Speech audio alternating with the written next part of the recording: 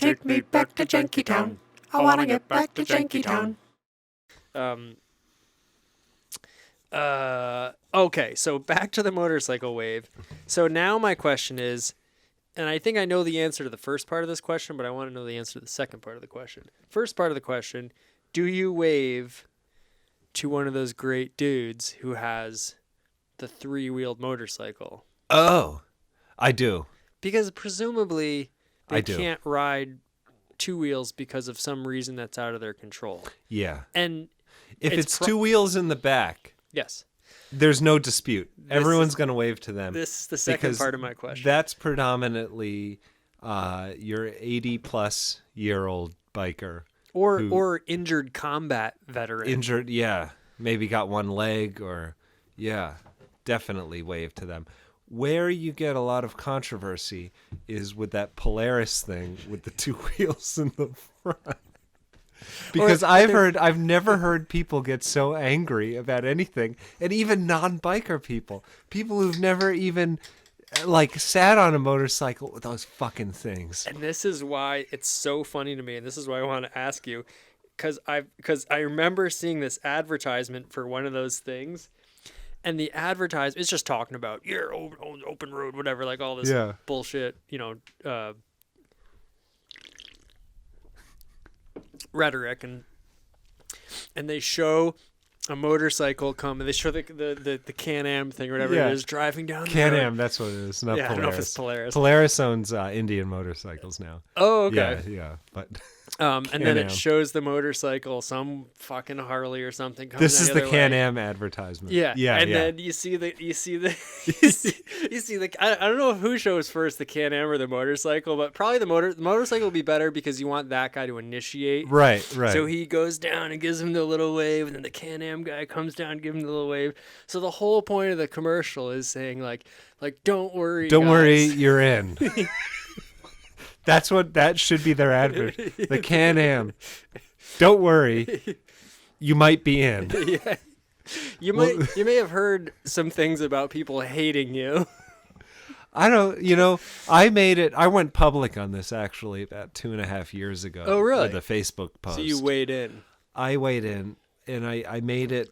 I forget when exactly, but it's when they first introduced being able to put the background on the text. You know what I mean? Are you talking about Facebook? Yeah. If you make a Facebook post, you can choose a background for the post, like a color or an image, or not one of your own, one of their images. It could be like hearts or people holding hands, or like a couple pineapples. I just got on Facebook after probably a 2 or 3 year hiatus. Yeah. Just because I wanted to set up a business page for myself. I mean, no disrespect to anyone on Facebook, but I was... Yeah. But we all know that Craigslist is the only viable social network.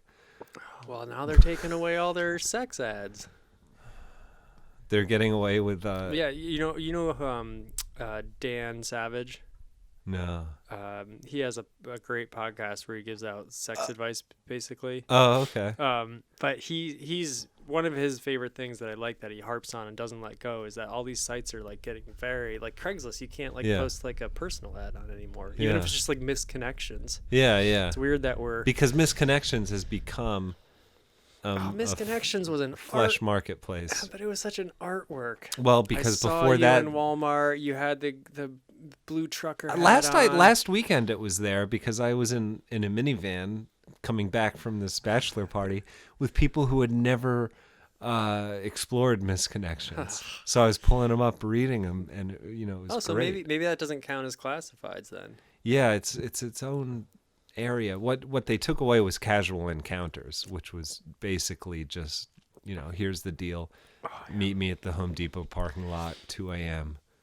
Also artistic in its own way because very blunt. Very blunt. Yeah. This is what I want. This is my very specific sexual niche that I'm trying to have fulfilled or trying to fulfill for someone else.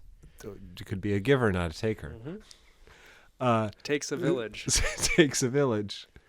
So what I posted, and it was one of my most commented on and reacted to posts, was I just wrote, "Fuck it, I'll wave to a scooter." Oh. That was the post. People weighing in on both sides. It was actually one of the more productive discussions on Yeah. Facebook's recent history. I have to say, I have to take a moment just to say that I find your social media presence, and it's mostly through Instagram that I see it, but to be just very, it's like a different side of you, and this is the best of social media. Which I'm not saying you're not a compassionate person or anything like that, or like a thoughtful person, or a contemplative person, because I know you're all those things. Yeah. But outwardly, you're like there's a very, and this is why I gravitate towards you, because there's a very Norm Macdonaldian absurdist kind of thing. But your social media is so like just thoughtful and well spoken, and I wanted to say that. Well, thank you. I put a lot of thought into it. This is going to be there. I make it public because, if someone wants to hire me for a gig, they're going to look at that and true. And you got these thoughts, and you want to. And I like motors and things that move and music and traveling, and that's about it.